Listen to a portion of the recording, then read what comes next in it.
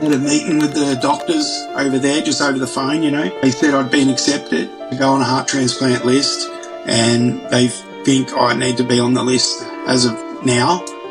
So they activated me list right there and then. It gets more emotional now. I was more emotional because someone's going to lose their life, That's what fucks me up in my head. Well, it did. All the time, like growing up, I was like, I couldn't do that, someone else's heart, and, a lot of fucking mixed emotions there. When the doctors spoke to me, they were like emotional about it in the way of, I've been selected to have this heart transplant, which means it's going to come from an organ donor.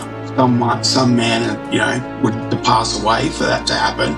They're giving you the ultimate gift, which is life, No one else can give you that big a gift other than the donor, right?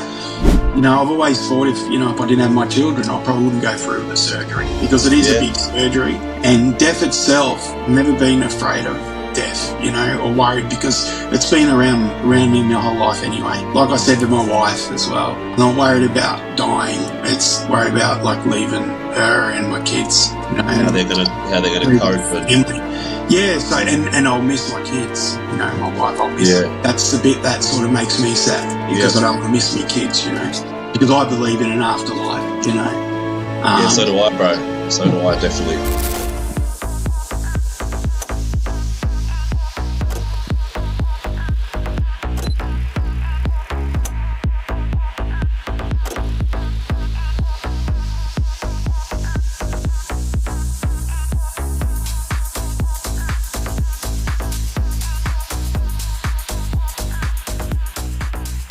Welcome back, guys, to another episode of the Tonksy Media Podcast. Tonight we catch up with an old friend of mine. He appeared on Season 1, where he shared his story about what it has been like to be born and to grow up with a rare heart condition. And after having 3 open heart surgeries, since speaking to him last, he's been put on the waiting list to receive a new heart. Be prepared for an emotional roller coaster, guys, and give a warm welcome to Glenn Pate. Welcome, brother. Brother boy. It's cracking, mate. Brother, it has been a minute between podcasts, bro. I think I've done 27 episodes or something since I last had you on. Oh, shit, is that what you've done? 27? Yeah, wow, man. You're blowing them up. That's good. Fucking killing it. Yeah, now, so for people that don't know Patey, we've known each other for the best part of 2 decades, I reckon, now. And Patey was actually on Season 1. He was my second ever podcast, so we went through his life story, growing up, living with a heart condition. I think it was 3 open heart surgeries you've had, bro. Is that correct? Yeah, I've had 3 open heart surgeries, brother. Yeah. So for people that want to hear the depth of Patey's story, I suggest you jump back over and watch the episode 2 in Season 1. We go deep into his life story and get to know the bloke a bit better. But this podcast, I thought we'd just do a bit of a catch up, bro. And and obviously you've got the big day coming up. You've been on the waiting list for a new heart. Yeah, it's been almost 20 months now, bro. 20 months on the wait list, which is a lot longer than they anyone sort of expected. We were sort of first told around 3 to 6 months for a heart. But I think when I done the podcast with you just before I was going over, to do all the tests and all that sort of stuff to see if I could get on the transplant list. See where you're at, sort of thing. Yeah, see where I was at. I'm pretty sure that's where the last podcast was at. And so I hadn't been actively listed yet. I was going over for the workup. So to have all the tests, which went on for, it's good 5 solid days, man, of tests. You got to go through so many tests. And then it took another month or so before I was actively listed. So I was actively listed on September 12th, 2023, man. So I was well expecting to, be right back at work and doing what I love, bro. Yeah. So, is what it is, bros, eh? Yeah, for those that don't know, Patey's a well-known tattooist. You've fucking done a fair bit of work on me, brother. Done a bit on you. The owner and founder, the owner and founder of Enclave Tattoos. Talk us, bro. I want to cut straight to the chase. I want to carry on from our last podcast, from when you went and had all these tests and shit done. Yeah. All right. Talk us through it, bro. Talk us through, the feelings, I want to hear it all in raw, if you don't mind, bro. Yeah, okay. I guess as you know me too, I'm not a real fucking serious, emotional person, so I'll try my best, bruv, Always like to make a joke out of fucking stuff. But anyway... Mate, if I can say something, I swear that your personality is what has kept you going, bro. Just that happy-go-lucky, I mean, people don't see you behind closed doors. Obviously, you have your down days and shit. But, it is different. You've got that out there fucking personality, It's fucking... Yeah. I think it's one of those things where, I don't know, if you just sort of forget about it, it just goes away.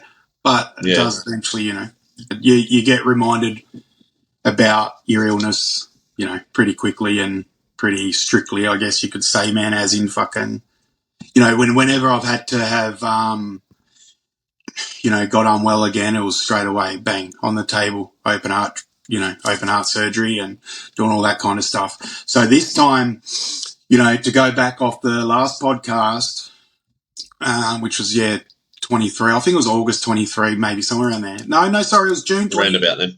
Man, yeah. So I found out January that year that that's what they were going to be looking at, is the transplant. I noticed myself getting unwell. So I was already in the idea of that's what was happening. Spoke to you on the podcast, went over and done all the tests, which is, crazy, man. And I really... I liked a lot of the tests for the simple reasons was, man, how difficult it actually is to get on a heart transplant list. So I felt better about that in a way, because they make sure that the recipient of getting the heart is going to make good use out of it. You're getting someone's heart, man, So exactly, yeah. They test you, man, from, head to toe. Anywhere from, you even down to like bone density, like dentisty's fucking that word, scans. Yep. Got to have all that done. Oh, geez, psych valuations.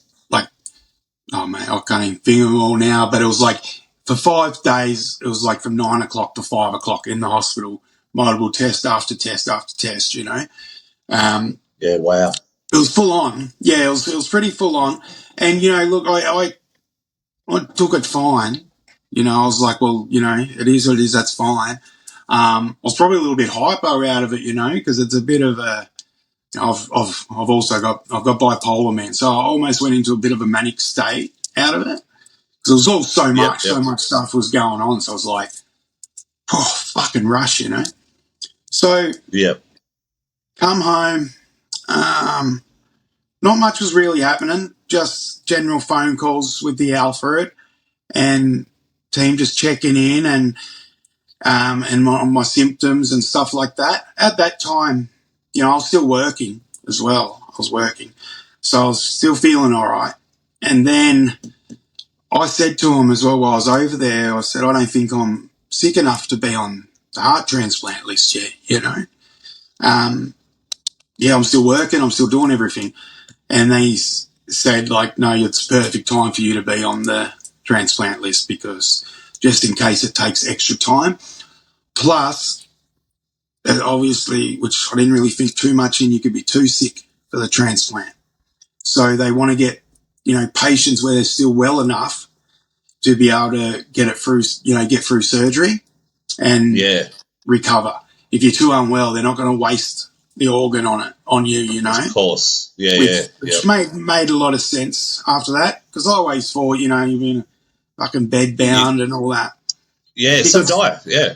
Yeah, and because, I've spent a lot of time at the Royal Children's in Melbourne on the heart ward, and I knew, quite a few kids that passed away waiting for a heart transplant, and they were, they were, bedridden in the hospital. Yep. So that was always my idea. In But your head, yeah. in my head, yeah. So I knew it was always, the the end goal, I guess, is if I live to a longer age, that would be my last resort, is the heart transplant. So, yeah, I was a bit surprised with that. So I was still working. I got the call. The team rang me, might have been the 10th of September, to say that everything is looking good and it looks like I'll be accepted. But I'll be called again to be told when I'm active on the list. I was like, I think it could have been the Friday or something like that, bruv. So, and then they called me the Monday. Like on the weekend, I was a bit surprised it was that soon. I thought it was in a couple of weeks. But yeah, Yep. so I had a meeting with the doctors over there, just over the phone, and they said I'd been accepted to go on a heart transplant list, and they think I need to be on the list as of now. So they activated me list right there and then on the Monday. Man, it gets more emotional, man. I was more emotional because someone's going to lose their life, That's what fucks me up in my head. Well, it did. Leading all the way up to that, I couldn't fucking gather my head. Talking about the donor, yeah? Yeah, talking about the donor, Yeah, yep. all the time, like growing up, I was like, I couldn't do that, I fucking can't have someone else's heart, and a lot of fucking mixed emotions there. I've thought to live this long, I should be, I'm grateful for how far I got. Maybe Yeah. it can go to someone else, that sort of shit, Yep. But when the doctors spoke to me, they were fucking like emotional about it in the way of, I've been selected to have this heart transplant, which means it's going to come from an organ donor. Some man, would have to pass away for that to happen. And, they're giving you the ultimate gift, which is life, No one else can give you that big a gift other than the donor, right? And they got, like I said, they got emotional out of that for how special that was for a donor and a family to decide to donate their organs. You know what I mean? So Yeah. that turned me right around to be, well, fuck, I'm happy that they take so much care in that field and so much, like respect, man, I guess, They really treated and spoke to me and the family about, the donor, like how important they are. The person who just passed away and the family, how important they are with, to give up their life for us to live. It's huge. It's fucking huge. Yeah, it's big, man. I've never really, look, like you said before, man, to be honest, it's outside of the doors or in front of people, I'm different to what I am behind the doors, Yeah. emotionally and physically as well.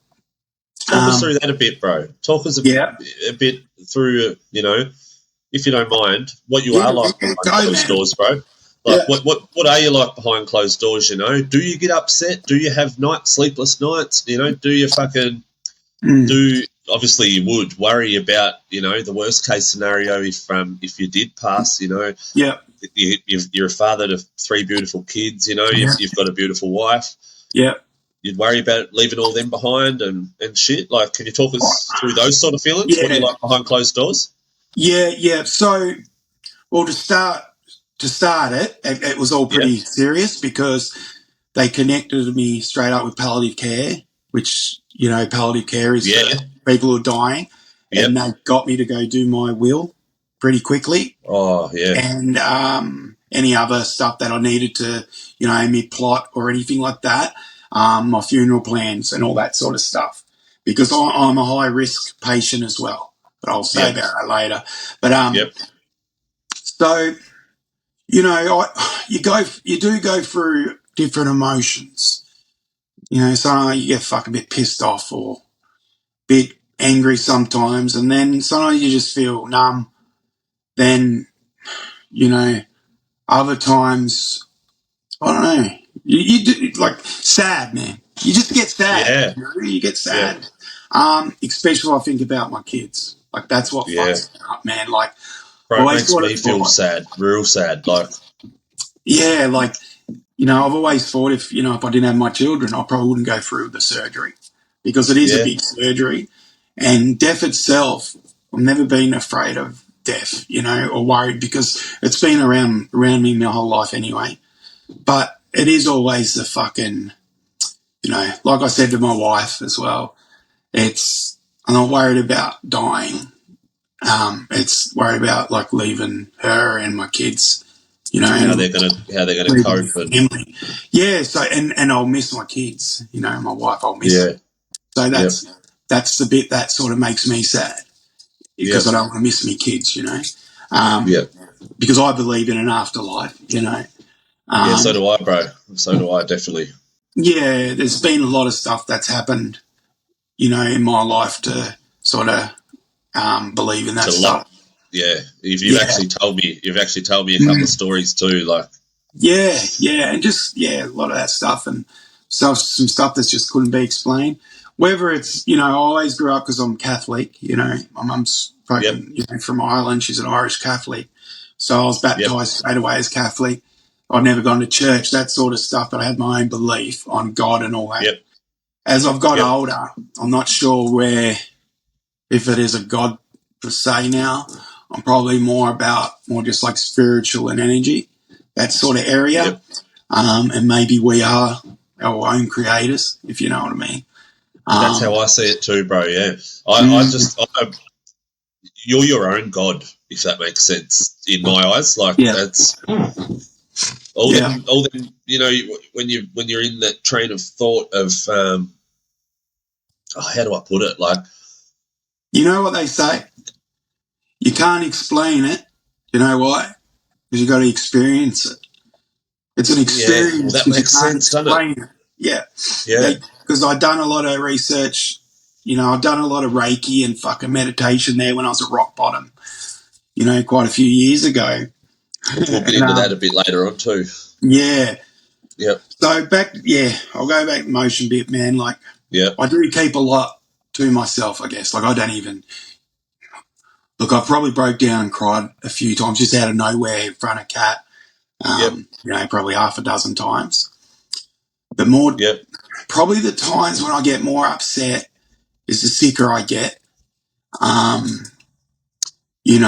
is she has to help me with the shower. Dry myself yep, after the shower most times. I don't, yep, I get upset with that stuff because I get angry with myself and I don't like my wife to have to fucking, at 40 years age, fucking help dry me, and sometimes I've yeah, just, yeah, in September last year, I was really, really unwell. And I just kept feeling more fucked. And I knew I was going downhill pretty quick. And I thought, well, this is it. I was on a lot of diuretics, so Lasix, and I was just gone, man. I was just washed out. So I become more emotional the more washed out I was. yep. And the team over there made me go to my hospital here to get bloods and get checked straight away, So the ambulance came and they took me. And they've been keeping check on my creatine levels and the uh, EGFR levels, which is in your kidneys. Okay, So yep. creatine levels are normally between 90 and 110. When I got to hospital, my level was at 300, the creatine, and the EGFR is normally between 80 and 100, something like that. And mine was at 26, which was then in kidney failure. So I was nearly going to leave the hospital Wow. because I waited for fucking hours. And so I just said to the doctor, look, I'm going, Yep. man. I just felt fucking gone, I was worn out. And I said, I just Yeah. need to know what the bloods are, what those tests are, what are they reading, and I'll be right. Anyway, so then he come out, he said, oh, please don't go, and Indian fella. And he just come in the waiting room and he goes, oh, your bloods are really bad and I'm sorry about it. I said, well, what do you mean? And he goes, and then he read out my levels. He said, yeah, you know, EGFR is fucking, 26 or whatever it was, and the creatine is up to near 300. I was like, no, that ain't fucking right, you know, because the Alfred, the team over there told me if it gets anywhere near 200, it's really dangerous. I'll have to be over there in their hospital and thinking about, you know, probably not fucking going to happen. And if like, please, just stay and get some fluids in you and see the cardiologist and all that. So in my head, I was like, well, I've got to be on these fluid pills, you know, the Lasix and all that, because I can't, you know, I've got too much fluid on board. So then I can't breathe and all that. So it's a fucking double-edged sword where I've got too much fluid on board, right? And then I'm getting pumped with heaps of Lasix, draining all my fluid out, but I was still holding fluid. So I was just so dry, though. I was so dry, and I don't know, some vein, because my stomach was really painful. I was just really fucking gone, man. And then some vein between the liver and heart had collapsed as well. So I was so dehydrated. So I thought, well, that's it. The damage in the kidneys are done, which after this kind of surgery as well takes a massive toll on your kidneys, which, you know, a lot of people have to go on dialysis afterwards and get them going. It takes a while for them to wake up. So I was like... My stepfather, mum's partner's just gone on dialysis, bro, within the last week. Yeah, there you go, man. Yeah, and it's not nice, man. Yeah, not nice. I'm a little bit familiar with the whole kidney thing. Like, obviously, Dad's you know what goes on there. Kidney failure. Yeah, so Yo, man, this is it. Oh fuck. Yeah, it's not good, bro. Dad has been for years, bro. Yeah, it's he's really? kept it on. I'm not going to speak out of school because I'm not 100% certain on exactly what's going on with him, but he keeps it on a pretty level. Keeps it pretty level, I'm pretty sure. But he's had his kidneys have been on their way out for a little while now. Oh fuck, man. Yeah, right. Yeah, it doesn't take much for them to fucking go, bro. Even I'm right here now drinking a glass of Coke. Just fucking roll the joy one with you. But it doesn't take much to go, and that's where I was like, well, fuck, if they're screwed now, then, you know, transplant, then it goes all through your head. Am I going to be delisted? Am I going to need a fucking kidney transplant as well? Like, you know, so much more got complicated in my head, you know, and with them as well. Yeah. So all they needed to do was admit me, knock back a lot of my Lasix that I was on, because I was on really strong ones, and then work out what is going on, basically. So I stayed in hospital for 4 or so nights, and I got a lot of what did I get? Potassium, because my potassium was super low as well. So I had quite a few potassium, you know, infusions, and and just my doctor, my specialist kept coming around morning and arvo, and just try to get enough fluids into me, and which was great because by the 4th, 5th day, my levels started coming up, which was really, really good. Yeah. So I was a bit like, oh fuck, well that's all right, you know. I didn't think they were going to come back. That's how I was thinking. Yeah. So so basically, I'm off a lot of my Lasix now, and my fluid hasn't got any worse in a way, because when I'd get fluid, it would get up around my abdomen and my lungs and all that. So then I'd get out of breath. So then when I'd be out of breath and my belly would be fully tight and extended, I'd think, fuck, I got fluid on board, so I better have another Frusemide, or, you know, have these extra fluid pills.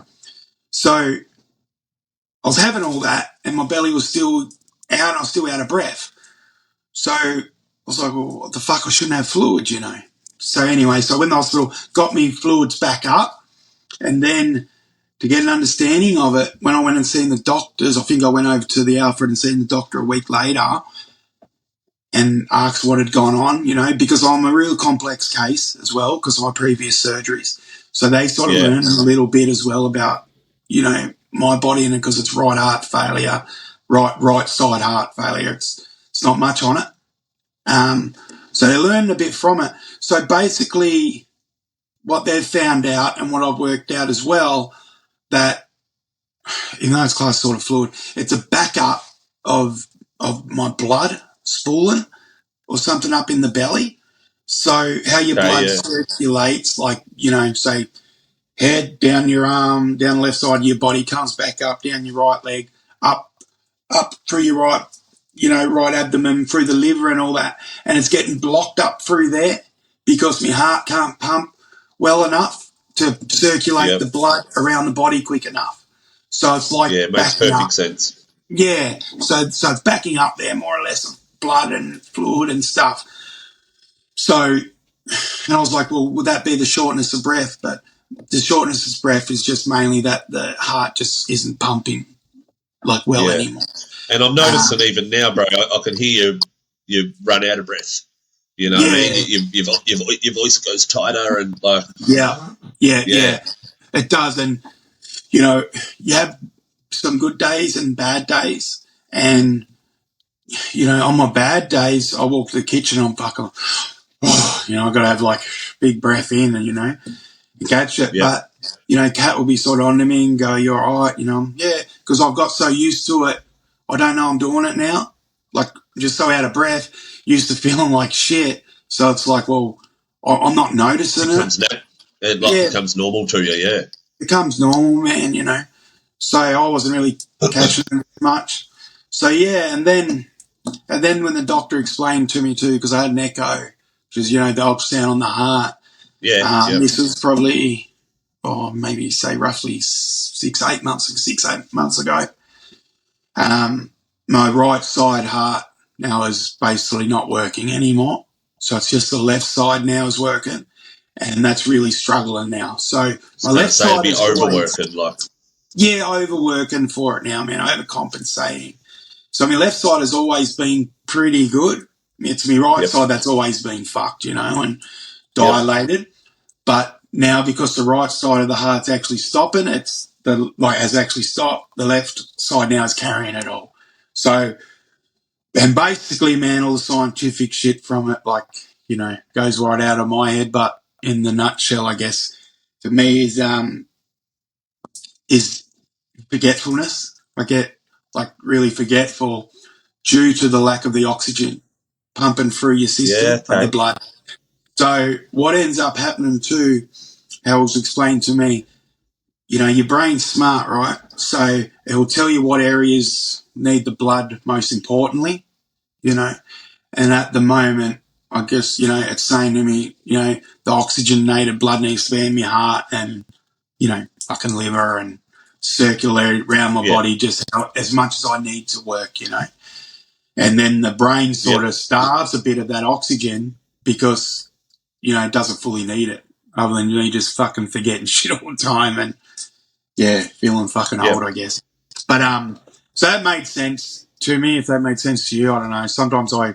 100%, Yeah. No, you explained it well, bro. Yeah. But you know what, man? Like, with feelings, I struggle being emotional, It's... I don't know, man. It's like a whole thing of my whole life. It's just been fucking get sorted, get well and fucking move on with it, when I got listed, in September, I think I worked till I finished end of October, I think, because I did start noticing, I did notice a fair bit before that, but my decline and sitting for too long tattooing and moving around was really taking it out of me with fluid gain. Yep. But also, too, there was a massive risk of catching the cold, COVID, anything like that. And plus, if I get a cold, I've got to be fucking ready. So I was a bit like, well, maybe I should stop my appointments. And like I said, man, I expected to be done, by mid last year, and be back home now and back at work. If everything goes well, Yeah. On that note, bro, just before we started the podcast, you was going to read out some statistics on why it has taken so long to go in under the knife. Like, Yeah. Did you want to read us through that? Yeah, I know you yeah. written it down because you did have it on your phone and you're using your phone Yeah. right now. But So I wrote some quick notes there. Like some of us, yeah, I've because known about. obviously there's going to be the fair share of fucking know-it-alls. There always is. You know what I mean? Yeah. People are, why have you been on the list for this long? And rah rah. Yeah. Just give us Yeah. a bit of an explanation there, bro. Yeah. All right. So, and I'm the same. I get asked a lot. How come you haven't got a heart yet? Why is it taking so long? Have you heard anything? Fucking all that stuff, And I guess too is that a lot of people, man, like I've been asked by, not just people like nurses and doctors, have I got a date yet for my surgery? Right? I'm like, fucking, what do you mean? Like, you can't have a date for it, right? Obviously, like, common person who's not in the medical field, I can understand they probably wouldn't get that, right? But I've always sort of thought, well, that's what's got to happen. But I've actually realised that, well, it's quite unknown for a lot of people how it actually does work, okay? So I've explained, well, if someone has to pass away and be a good match, in short terms to them. But in the statistics, I'm just given a bit of insight of it, to get a heart transplant. So I wrote just the notes down, but I did have it in my phone, as said, and I sort of roughly know it in my notes because I've looked at it for a long time now. And I think in 2024, there was around 183,000 people had passed away. Okay. So then there was, be an organ donor, you got to be either still have an oxygen. So if you say in a car accident, right, and it's got to come from someone who's got bad, brain damage or brain dead, basically. But they've got to be ventilated.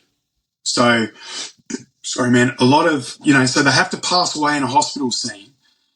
ICU, we've been ventilated to keep the oxygen going through to keep the heart healthy. Because I can't remember, like, so many minutes or whatever, the heart's not getting oxygenated, dies, So out of the 183,000, there was around 89,000 that died in that sort of hospital and in the ICU.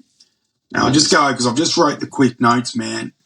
Yep. Now, so out of that 89,000 people who passed away in hospital, need to be in the ICU. In 2024, only 1,630 people died in the ICU. So out of the 89 people who died in the hospital, there was only, what did I say then? So 1,630 people died, being either on the ventilator and so the organs are still pumping and alive. So it's a quick drop down, from all the deaths. And what was it here? So out of that, there was, family, sorry, mate, I'll just read this real quick so I'm getting pretty close to it. So out of those people that died, out of those people, there was 1,450 people was asked if the family wanted to donate the deceased organs, and to touch on that, it's a fucking huge decision, right? To have your loved one in the hospital bed, knowing they're going to pass away, and then the doctors have to ask you, are you, want to donate his organs, So to me, and sounds fucking, I don't know, sounds good. This is how I work, right, bro? I don't push it. I don't like to fucking say go be a donor, organ donor, because I don't want fucking, I don't know. It's just something in my head, man. I don't want to like look like I'm pushing for that, right? So I get the benefits from it. It's going to happen either way or whatever, but fucking the family needs to have no pressure, I guess I'd say. Have no pressure on them to do donations. Donate. Yeah, of course. Yeah. So I think that's probably, I think that's what I'm trying to probably say, you don't want the family and to feel pressured in donating. And from what I know, massive decision, bro. And you know what? It's just showing the type of person you are at heart, bro. But just for even doubt, like, you've got your own self and to worry about, and of course you want another heart, but for you to have that sympathy for the donor is huge, bro. You know, just Yeah, like, yeah. you know, Thanks. Yeah, well, it's sort of how I feel. You know, it's just very.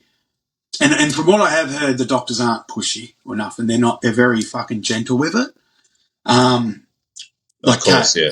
Kat's all right. So Kat's always been a donor, but it's not really publicly. She hasn't got it written down. Even if the person in Australia has it on their license that they're an organ donor, and if they're in that situation on a ventilator or whatever, it still comes down to the family to decide to do it or not. So it still comes down to the family. Okay. So, Yeah, right. yeah. So out of that 1,450 families that were asked if they want to donate the organs, there was only 767 people that said yes. Donations at the moment are down by 2%, organ donations. So, you know, for them to have said yes, it's a 53% roughly people. So out of that 1,450 people, 767 family members said yes, would like to donate the organs. Yep. Okay. So out of that 767, there was only 527 viable organs that could be used.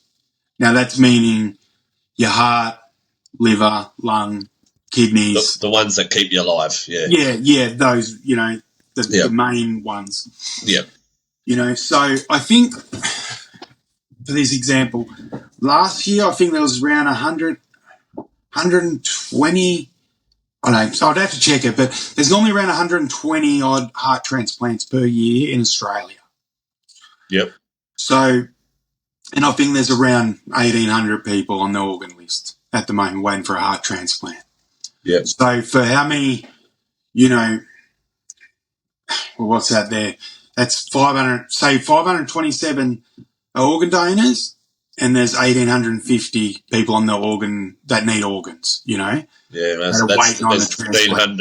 1,300 unaccounted for. Yeah, exactly. Yeah. And out of that 1,850, I don't know, there's probably 500 heart. Oh no, something like that. It's probably less than that on the heart transplant list. Yeah. But there's a lot less lot less donations than there are people on the list. If you know what I mean. Yeah, So definitely. it's like a 1 in 10 maybe, Yep. And like they say too, that at the moment the donations have actually decreased. There's not as many donated organs.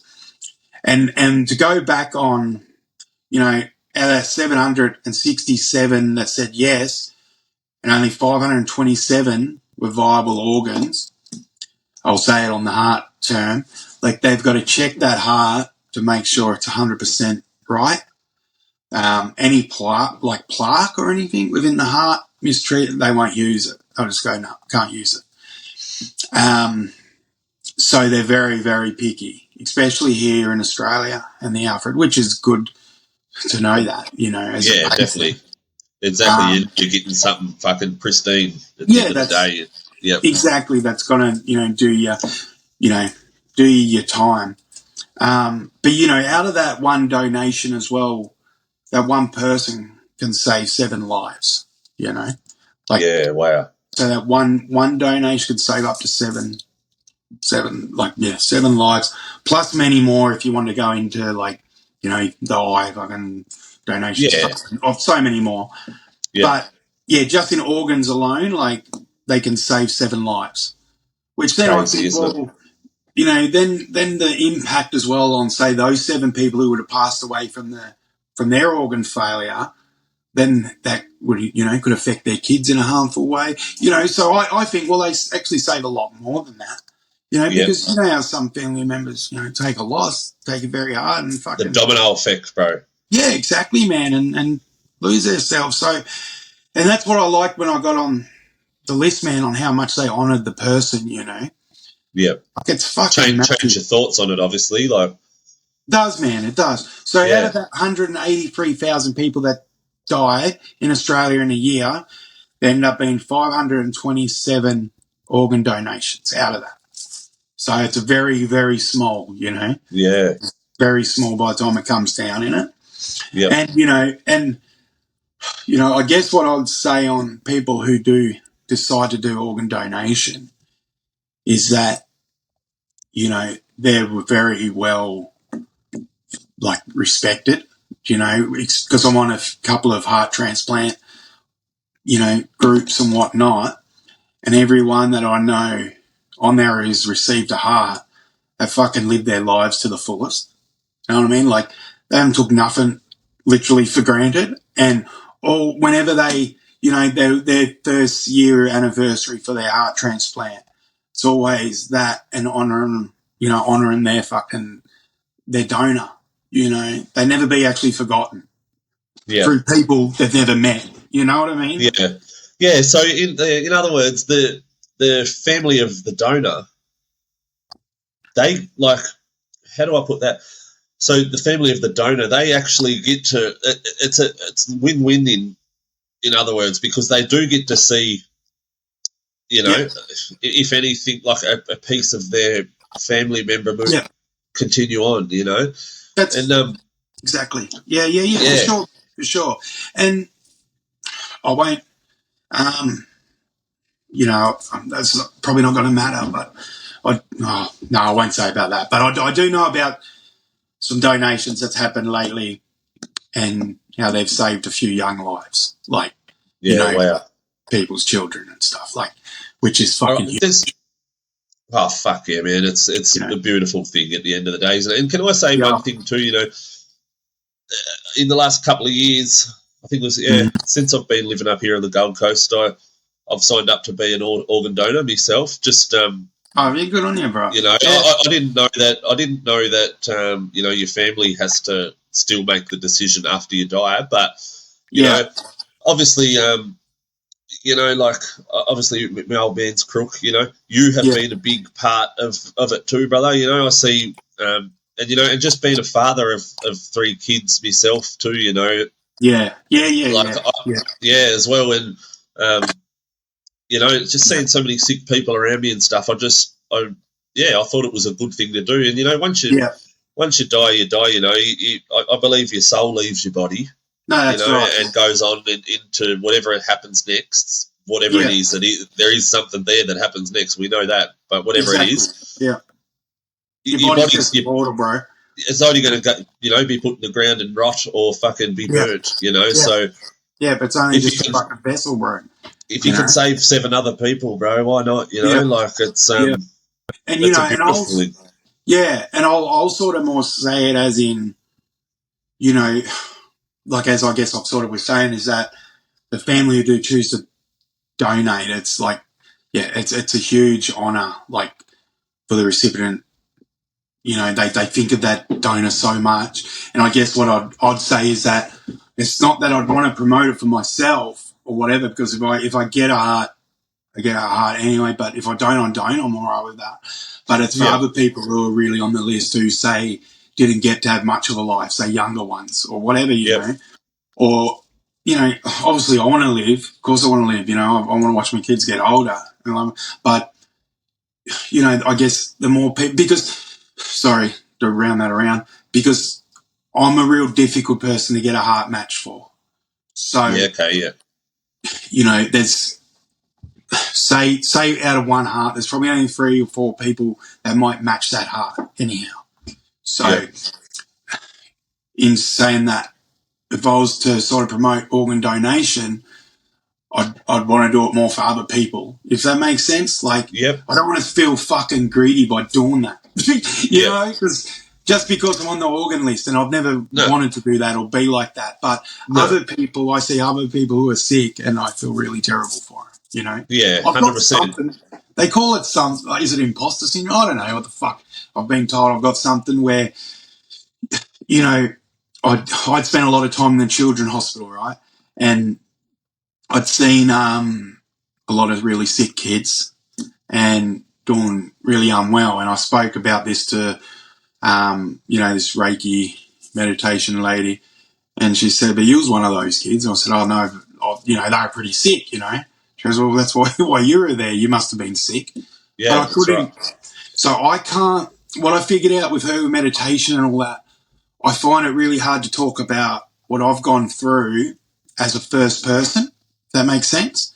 Yeah. The way I learnt to be able to do it, because she said, you know, if you imagine that kid, say, as someone that you know, then what would you say or feel? And that got me brain thinking. Yep. So if I was able to talk about, you know, me growing up and a kid and being really sick from, say, a second point of me looking at that kid, you know, I do find that was pretty fucked up. You know, Yeah. Oh, 100%. Yeah, went through a lot definitely. of shit, you know. Yeah. And, you know, and if I get a chance at, you know, life again with an organ, fucking, you know, like I've already got plans, a lot of big plans, but Yeah. they're good to have some plans, but I don't, I guess, put them in solid concrete, you know, because Of course, yeah. it Now, hopes up. one thing I wanted to talk with you about too, bro. You know, obviously you've lived with a heart condition, you know, your whole life, and Yeah. you know, you are one bloke that has lived your life to the fullest. You know, you like you said, I mean, you've been on a bit of a roller coaster throughout your life, ups and downs and stuff, and you know, Yeah. for someone that you know grew up in little old Chiggle and you Yeah. know had next to nothing to where you are today. Talk us through that, bro. You know, you've set yourself up. You know, you've set your kids up, your wife, whatever. Talk us through Yeah. that journey a bit, bro. Yeah. I guess what you could say, I've never been someone to fucking wait on things, you know. Yeah, I've wanted perfect way to something. put it. Yeah. If I've wanted something fucking or to do something, I just went and got it or did it, you know. Yep. Obviously, if it's, say, material stuff, you got to get money, right? Like I was put on a disability pension when I was 16. As soon as I turned Yep. 16, bang on a disability pension. And I was sick. You know, I was 16 years old. Fuck yeah, I can't. Like, you know, Yep. don't have to work all this stuff. And then I did have, you know, open heart surgery and I was generally fucking unwell. They've always treated 100%. me like as I'm being palliative since birth. They've told me, you know, that. Yep. And all my surgeries are just to give me that extra time. It's all palliative, like treatment that I have, you know. So, you know, I'd get sick, get well, and move on with life. And I remember I always wanted to be a tattooer and all that sort of stuff. And I didn't have many options to fucking go with to make money. I didn't have no education. You know, I dropped out of school pretty much year 8. You know, I didn't finish school. Yep. Not fucking anywhere smart like in those areas, you know, and vocabulary shit, you know. Yep. Pretty simple. I couldn't do a labouring job, you know, so I wouldn't be able to do a fucking computer desk job, none of that stuff. And I always loved my art, you know, so my thing was I wanted to be a tattooer, you know. But between 16, being on the pension, and maybe 20, I didn't even think I'd ever work, you know. I was like, Yeah. fuck work, you know, I'm not going to be here long, whatever. And then Yep. I had my daughter, Gypsy, and me and Katrina was living in a housing unit, and I just wanted things. So I was like, I can't fucking live on this. You know, it's fucking, I think it was about $600 a fortnight or something then. So, yeah, I just went, fucking, I'll teach myself to tattoo because no one wanted to put me on as an apprentice. So I saved up, got my tattoo kit. I've said that to you before with the story. And, Yep. you know, I just fucking worked my fucking ass off, like trying to learn, man. Like, I probably don't give myself much You credit in don't, that. bro. No, in You those don't. areas. You're a fucking brilliant tattooist, bro. You know, you really Yeah, don't give yourself credit, brother. no. Well, yeah, even that, and just even like, if I think, oh, you know, I was lucky I got that, but you put it back, it wasn't fucking luck because I made all the decisions to put me in the position that I'm fucking at. It wasn't luck, you know, No, but that's right. my sort of self will be a bit like, no, well, it was luck because it's like I can't take fucking credit for it, you know? But if I think about it, it's like, well, yeah, mum and dad had helped me when I was young, you know, the bike and, you know, because I even fucking raced dirt bikes and shit, man, you know? Yeah. Like, Yeah. I didn't live like a fucking sick kid, you know. No one would have thought I had a bad heart, and I never publicly about it. No. And yeah, man. And so then I thought, fuck it, I'll get tattooing. I'll see if I can make like some money out of this. Yeah, worked my ass off. Started getting clientels in, man. We ended up buying a house.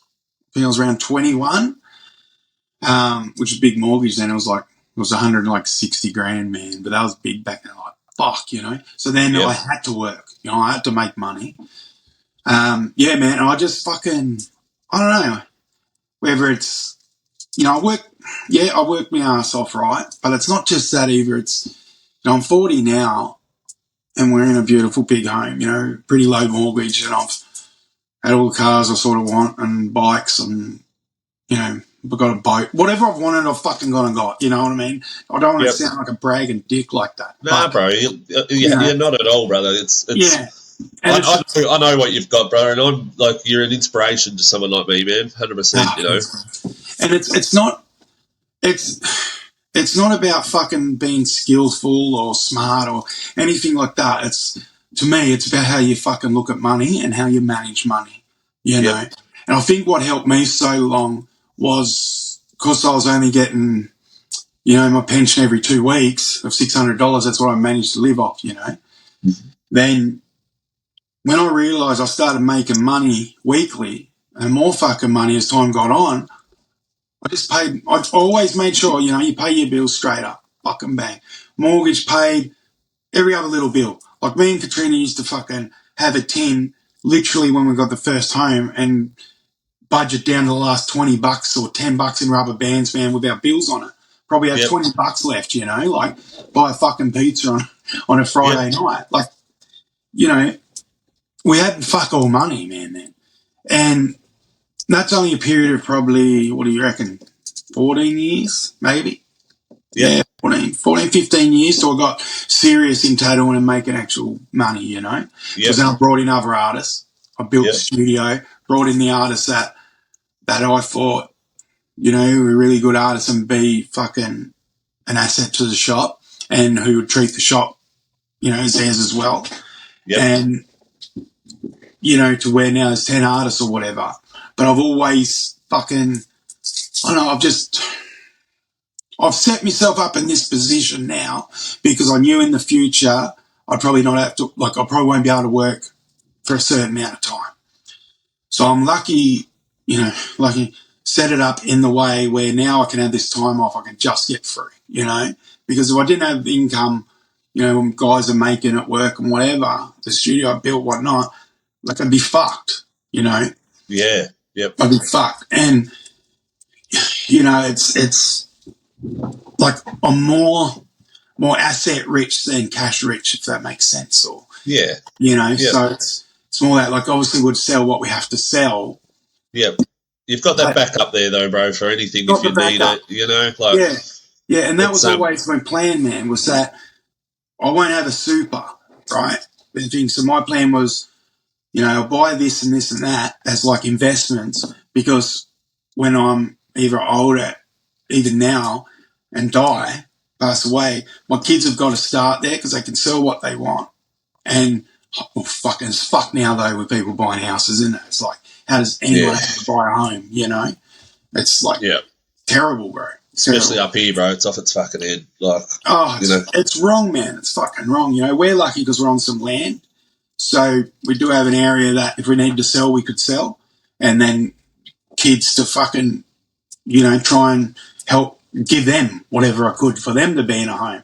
But they all live at home now and they're probably going to leave anyway. You know, and I'm all right with that. But yeah, I don't know, man. It's just a thing of fucking if I knew, I just was able to manage that money a bit obsessive. Like if I wanted that, fucking get an idea, I want one of those cars or whatever, I'd work out then how I'd still pay the bills but put this amount away to be able to pay for it. Yep. You know, in those areas. But I'm also a bit stuck as well at the moment because, one, I'm not working personally for that more income.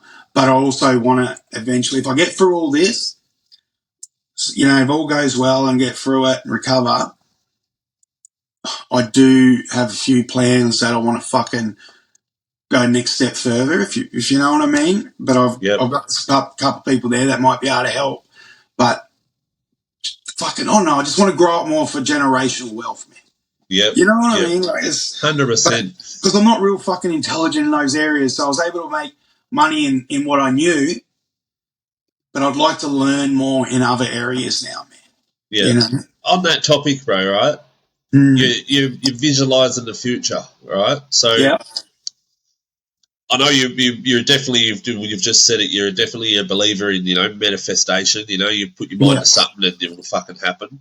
That's what it is, man. It's manifestation, bro. That's what it is. Yeah. You got to fucking take away all the excuses, like people with money and fucking, I wish I could do that if I had the fucking money, or and this and that. But you're probably sitting there with money in the bank or whatever, blowing it on some shit. Do you know what I mean? Oh, exactly, bro. I've been that person. You got to manifest it, obsess on it, and if you fucking want that thing, man, it'll happen. Because nearly everything that I've manifested on in my life has fucking happened. Yep. And that's when I start getting even tripped out more, because I go like, well, is this all just a big fucking conspiracy? Like, you know what I mean? Because, fuck, man, I imagine myself having a house and fucking like a big brick fucking fence out the front and shit, big gates. Yeah. From years ago, I manifested all that shit. But, and then I've got that. I built my brother, I got him to build me the brickwork. Like, I knew my brother's a brickie, So I was able to do that and got good gates made. And it was just like, fuck, this is how I imagined years ago that I wanted, So is it something? And another thing too, bro, is you're grateful for it. You're not just a stuck-up fuckwit. Like you're grateful. You're humble as fuck. You're super grateful for what you've got. But what I'm saying on that topic, you're visualizing a future, bro. You're manifesting a future already. What are your? I want you to be as honest as fuck. What is your expectations of your illness, this transplant? Do you see a future? What are the odds in your head? Like, and don't make me fucking cry either. No, don't do that. No, 100%. Okay. Before I got put on the transplant list, I said to Katrina privately, I don't see myself having another surgery. And she said, oh, you got to have a heart transplant. I said, yeah, but I can't fucking visualize it. I can't see myself having another heart surgery. Okay. And just something there. I can't fucking see it happening. I said, and all I can fucking see and visualize is that I'm going to be really unwell in bed with commotion going on. You're going to be upset, and then fucking like it's a big rush, because I've nearly been dead, I've nearly died before, and so I'm going to be in bed really unwell, and doctors are going to be telling you shit that you aren't going to want to hear, and it's going to be fucking a bit chaotic and whatever, and that's how I see it. And because I don't see this surgery happening, and when we got, obviously, it's just bullshit, Then when the doctor said, the wait's roughly around 120 days, and now, which is, what's 120 days? Fucking 3 or 4 months or something. Yep. Up to 6 months, and now I'm at almost 20 months. It's a bit like, I fucking told you. Told you that, you know what I mean? Yeah, but I'm trying to manifest it the other way now, I got to try and envision now about getting a call. So, I've been asked before, fuck, you're on the call, so could you get a call any moment for a heart? Yeah, any moment. Oh, you must be on 10 dogs, stressing out. But I don't, because I don't fucking feel it coming. I don't expect it, And I hope I'm wrong. I hope I'm wrong. But so do I. I've had that from the start, man. And now as time goes on, I guess too, when I did speak to the doctor about that, this is just not long ago, I sort of said, are you sort of giving up maybe a bit of hope to get that heart, or where are we at? And one of the doctors is like, no, you'll get one. Of course you'll get one. But you're just very difficult to get, because I need a bigger size heart. Yep. And a bigger size heart, I'm a common blood type, which you think would be better, but apparently it's not. I don't know. Yeah, right. Plus, you got these other areas that need to pass. But then I did need find American. out as well. Yeah. Then I did find out as well that because I'm congenital and I've had 3 open heart surgeries before, it's a lot more riskier as well in the surgery. So I'm a lot more prone to bleeding out. So I'll have 2 surgeons. If I have it done, I'll have 2. Yeah, some like bleeding out, so a lot of scar tissue inside, you know. Also how the other organs will handle this fucking new healthy heart that I've never had, you know. All that sort of stuff and you know, that was stuff they know that I don't really sort of care to know, you know. But it's a lot bigger risk than, you know, the other person who hasn't been opened up before for a heart transplant, you know. Yeah. And so I did say to the doctor, I said, well, where's the end scale? You know, what happens at the end? Like, where am I on that scale? Because at the moment I'm having, they're called levosimendan, like infusions. And my first one of that was in October, and that lasts for 6 weeks. So it's a 24-hour infusion. And what that does is help the heart pump, basically, keep it pumping to get the blood flowing through, help to give you a bit of energy and give you a better, I guess, what do they call it? Fucking when you're dying, like life, you know, like Lifespan, yeah. Yeah, that and more comfortable life or whatever, you know. Yeah. So first go, man, I had that. I got a good 2 weeks out of that. Felt good. I had the second hit of the Levo. I didn't feel as perky, but I was still all right. Had the third one. Didn't really get much out of it, other than probably manage my symptoms a bit. And then I just had my fourth one just last week. So I haven't felt any side effects. Like I haven't felt any benefits from that as yet, other than a big side effect is migraines. And fuck, man, I've been smashed this week with migraines. Fucking, I think today is the first day I haven't had a migraine, so it's been 5 days or something like that. We were actually going to fly you up here and do this podcast in person, eh? Yeah. Unfortunately, you couldn't be too far away from the hospital, bro. Yeah, they said at this time, like, just be so risky. You know, if I was on the airline and got a call and fucking that, because how far I've got and I'm quite unwell now, it's just why would you risk it, bro? You know? Yeah, and you know, and they did say to me that look, at the end, once these infusions stop working, there is another one I can have, which is for 20.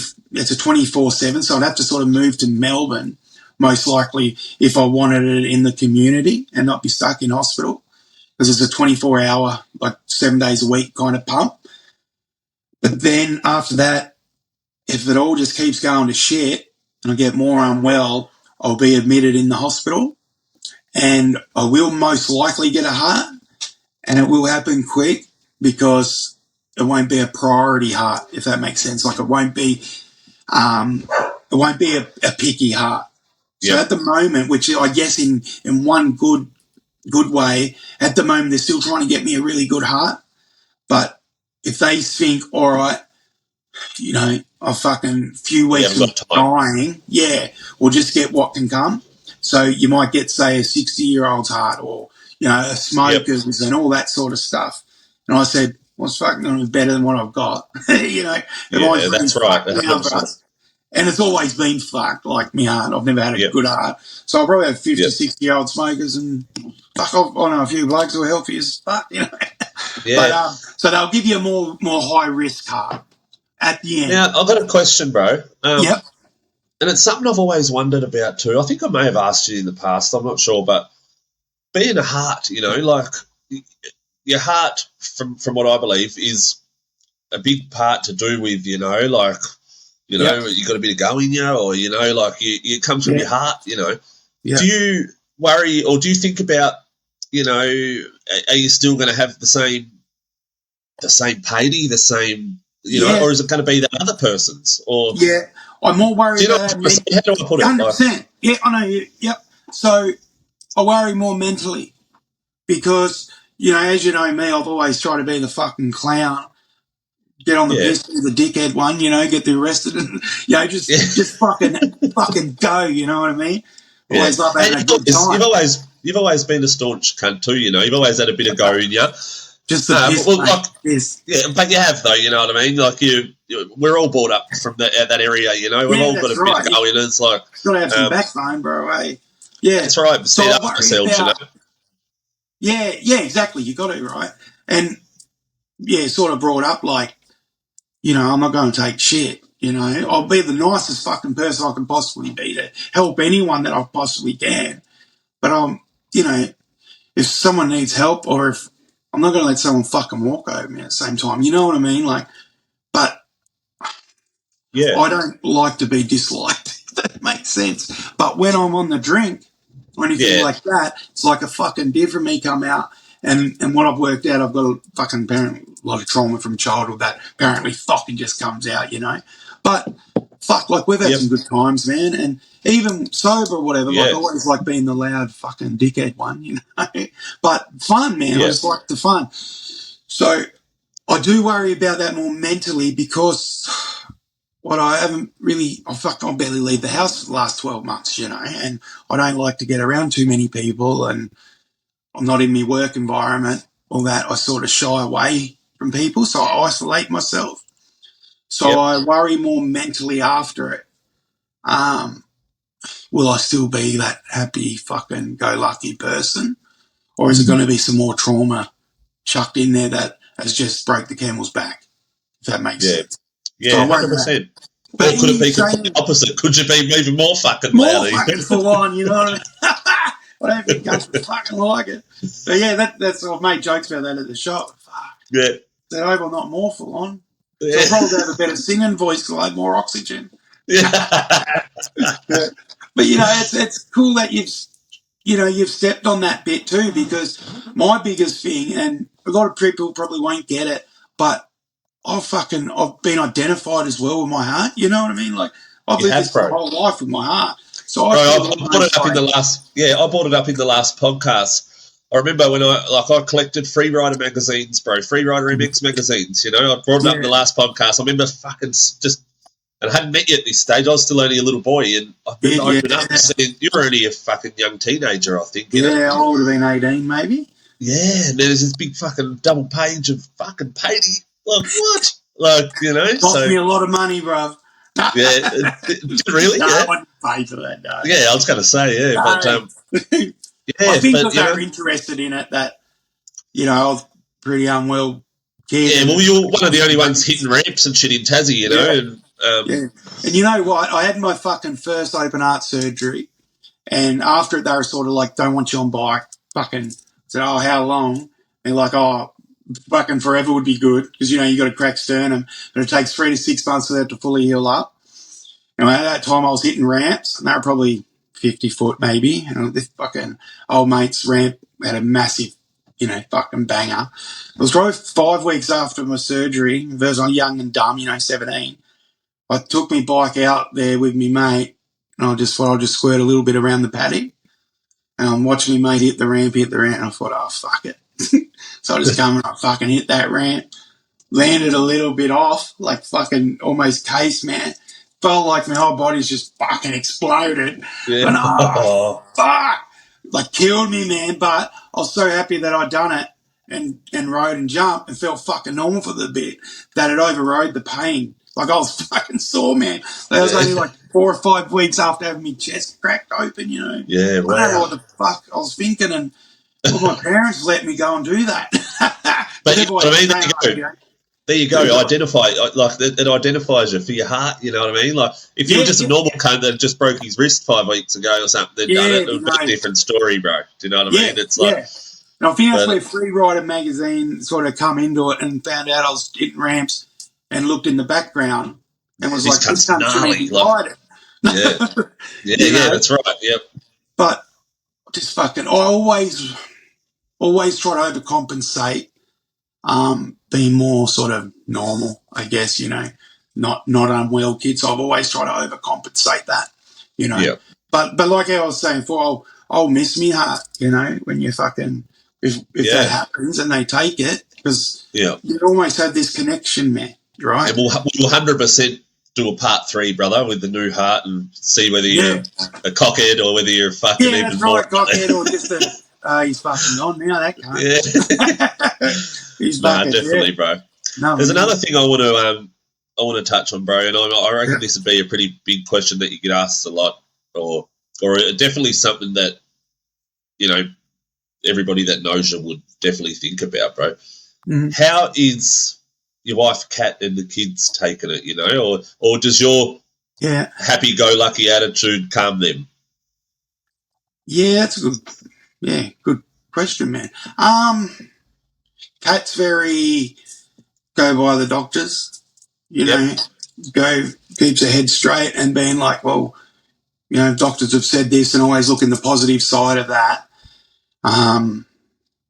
You know, which is good, but then also can be a bit shit as well, because then I feel like I can't be a bit vulnerable as well in a kind of way, you know. I understand. Because I'll say something like, yeah, but that was fucking told, and, you know, if I'm having a moment or whatever, and, you know, obviously Kat will always try to be, yeah, but look at, you know, they said this as well, which is the positive side, you know what I mean? Yep. And you know, which is really good. I need that support as well. But then sometimes it's like, fuck, maybe I just want to just agree with me. You know, I'm just having a bit of the outburst. But that's how she copes, right? So that's how Kat copes, is just go by the doctors and scientific proof, that sort of stuff. Worry about it. All she's worried about is keeping me well, get me to surgery, getting me recovered, and getting me well again. That's what her focus is. Yep. Kids don't say too much about it. Do the kids know every detail? Yep. Yeah, we've always been very open, you know, open family, but they probably don't know the full risk side of things. Yeah. But for instance, you know, my daughter Gypsy, she pretty much just goes to work. She won't go out at all, really. Because I'm home all the time, she'll always make sure I'm right, or keep an eye on me quietly without thinking I know. She'll just be in the background, and, you know, because some days I can be dry reaching or in bad pain and, you know, not being able to breathe. And she'll be like, oh, you're right, you need me, Dad, I'll get this. Do you want a drink? You know, run after me a lot like that. So I can see, I'm like whispering, but it's like it was on a podcast. But, you know, I can see she's, you know, because she just turned 20 yesterday, actually. But, wow. Yeah, it's crazy, eh? But you can see she's does have that worry there, you know. Yep. She understands, Understands, yeah. So, but as you said to that bubbly, I try to make jokes out of it and all that. But there are times where I try to be a bit serious as well. Then I've got me boy, Angie, who's 17. He's been struggling a lot. He's barely home a lot, right? So this is probably even another topic to fucking speak on in a way, you know. Just youth these days at that age is just fucked up, right? Out of control, you know. Yeah. So he's doing as best he can, you know. But he copes with things differently. He'd rather us to not know about it, hide away from it, not know, right? You know, don't see it, it's not happening type stuff. Yeah. Then I've got young Nashi, who just turned 13. He's like my shadow. And like he doesn't even like going to school because I think he gets so worried and nervous in case something happens or I get a call, you know. Yeah. So he gets a lot of you know, I don't like using the word anxiety or whatever, but he gets worried easy and worked up quite easy. So I think, you know, he's coping as best as he can, but he doesn't like to hear much either. Like if I go to talk any seriousness, he'll blank out, don't want to hear about it, you know. Yep. But he will be there, man. He'll like put my socks on and, you know, he'll do all that shit for me. He does everything for me, man. Like go get me a drink, fucking just stays by my side, man.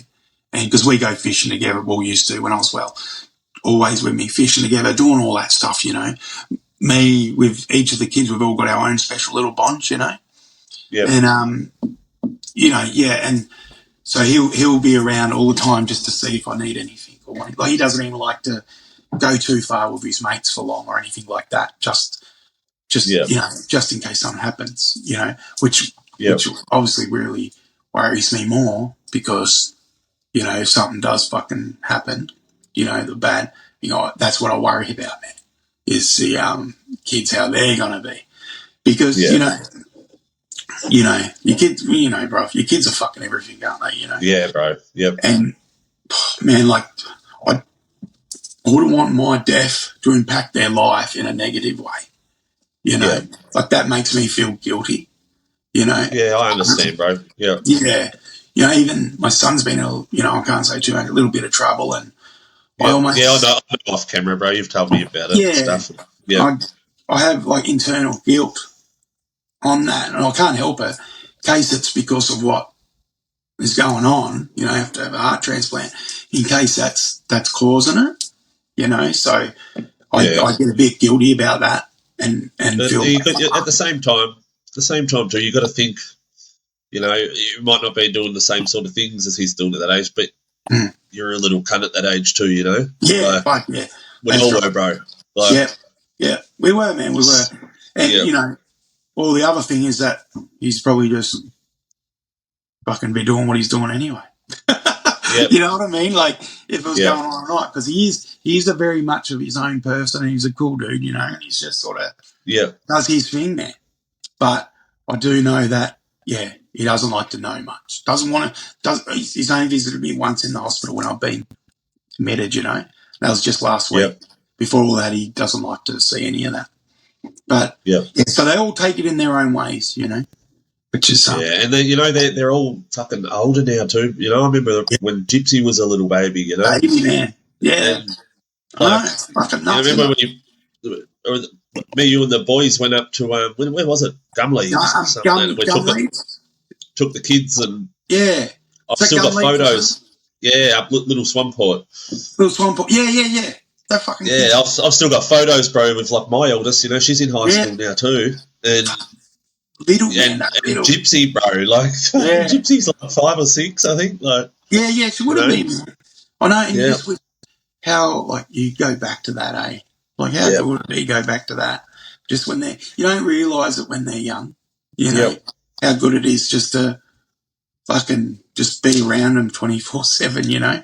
Yeah, I know. And just grow up and get independent and whatnot. But I'm very lucky, man, that, you know, I have very close relationships with each of my kids. You know? In your own special way. It's like no special way, and I'll do anything for them, man. You know, like, fucking anything for my kids. You know. So what are you doing these days, bro? What are you doing? Like, you know, I see you're sharing your story a lot through social media and your journey and stuff, and look, I try to do that. Fucking, I'll tell you what, it's hard speaking into a phone in that. Like, I'll give you his credit, bruv, because I've tried to do it a bit. I'm like, I just can't do it properly. Like, but you do it in your own. Each person does it in their own way, you know. Like, I know myself, bro. When I'm talking to a camera, I'm talking to the fucking young me, the young dickhead drug addict me. You know, that's the way I see it. You know, and that's a good way to look at it. Yeah. I think it feels like I just block him. I don't worry about an audience or nothing. You know, I'm just talking to fucking little drug addict fuckwit me. You know, like the old me. Yep. But it's funny you say it like that, because I'll put a lot of stuff on Facebook here and there, but it's like I'll write it out on how I'm feeling or whatever, but like it's like I'm writing it for me and to get off my chest, because I don't necessarily look at it again or whatever. But so I don't, when I'm writing stuff, I don't think of anyone reading it, I guess, you know. I noticed that. I know that.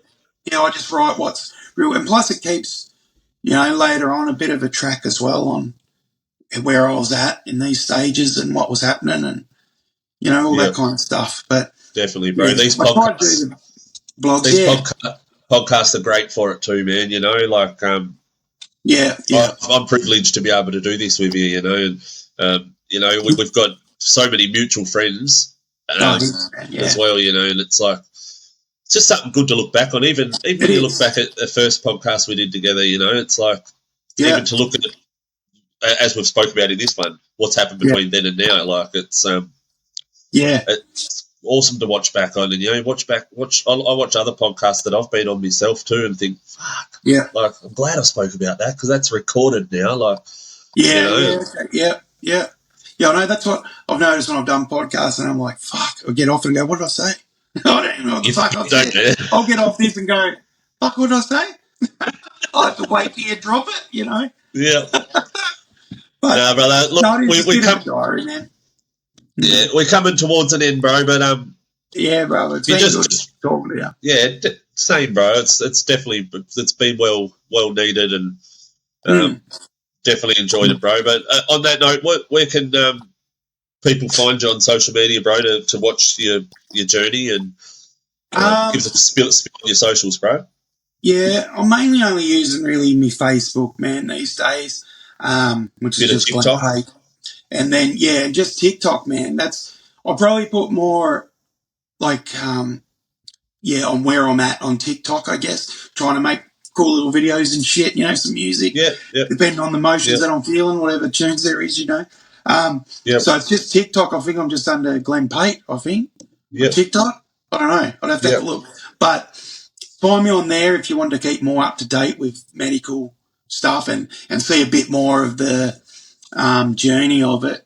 I try to get a bit, what's going on a bit behind the scenes, and I've noticed it's awesome to watch, bro. I'm always watching them, Just a bit what it's like stuck in the, walking into your hospital bed or being wheeled into your room and then, just trying to let people take care of it. Yeah, shit pumped into you and see if I turn green. Fucking be all right, wouldn't it? Science fucking project, mate. Brother, it's been an honour to have you on again, bro. It has, man. It has. And maybe next one, like you said, after surgery and I'm well and we can talk, have a good fun laugh fucking and about, about fucking. Definitely, bro. And there we go. There you go again, talking about after your surgery. You know what I mean? You're manifesting it, bro. That's it, yeah. After that and go, fuck, look what we talked about then. I was worried about nothing, Yeah. Next thing you know, you come out with a new heart, you've got a different voice. You fucking... different voice. Got some fucking arms on me. Like, That's why I said I'll be straight to the gym, bro. I'll have a six-pack. Unreal. Unreal, bro. I'll definitely come visit you. Hopefully you're out and about and stuff. Then next time I'm down in Tassie, bro, I'll 100% come visit you and we'll do a couple of videos together or something. Yeah, that'd be good. I'll even try and get a beer down with you, brother. Sounds good, bro. Every now and then I can get a beer down. I fucking love it. Yeah, I miss that. But one does me. Oh, fuck. Yeah. I very rarely touch it these days myself, It's an occasional thing. If I'm going to have a beer, it'll be, watching the boxing or something. We've got a wicked pub across the road with big projector and all that. So I usually go over there and watch the big fights and that and have a beer on tap. But other than that, bro, smoke me a little bit of weed of a night time and well, that's what I thought. It's probably a good thing anyway. I fucking only have one or so, mate. But when I'm well, we'll fucking go back to old days and go down the Nada and piss on and carry on in town and get locked up and shit. You see? Yeah, that's it, bro. Hey, another quick question, bro. You've been holding that bracelet this whole time. Does that mean anything? Worry beads, man. Worry beads. Yeah. Katrina got them for me 40th birthday, and they just got all your different, stones and stuff that represent. Yeah. I'm a big believer in that sort of shit too, bro. So that's why I asked. And all that, bro. Yeah. No, they're good, man. Like, I'm just worried. I didn't want to ask you that. I didn't want to ask you and you just say, I'm just fidgeting, Yeah. But no, I've been looking at them, bro. And I was wondering, you've been twiddling them in your fingers, so yeah. They're good, man. Like, I've worn them out. Because I've looked into them for a while. I've always had sort of rosary beads, but I've never wanted to sort of blow them because they're, too big and fragile. Yep. I looked into these a bit and I would have just nearly brought them, but, I said to them, Kat, if you want to get me something for my birthday, then, these would mean something to me a lot. Yeah. So I just have them, man. I just, you're just meant to sort of push bad energy sort of way, like you'd be on that bead, I don't know if you see it, and you just worry, you fucking put your worries in that bead, man, and then just push it away, man, and then you just go down and do the next one, push her away. Yeah. Oh no, it fucking helps me, man. Yeah, no, 100%. Like I said, I'm a big believer in that shit too, bro. I just didn't want to ask you and then sound like a dickhead. Do you know what I mean? Like, No. Well, they're on the desk, bro. yeah. They're in this drawer here. You're just nervous, mate. Got that nervous twitch, you know. Look, all your links and shit will be in the description, brother. And yeah, guys, if you want to follow his journey, like I said, all the links will be there. And that's episode 9. Hope you enjoyed it. Thank you, brother. Thanks, Braz. You're a legend.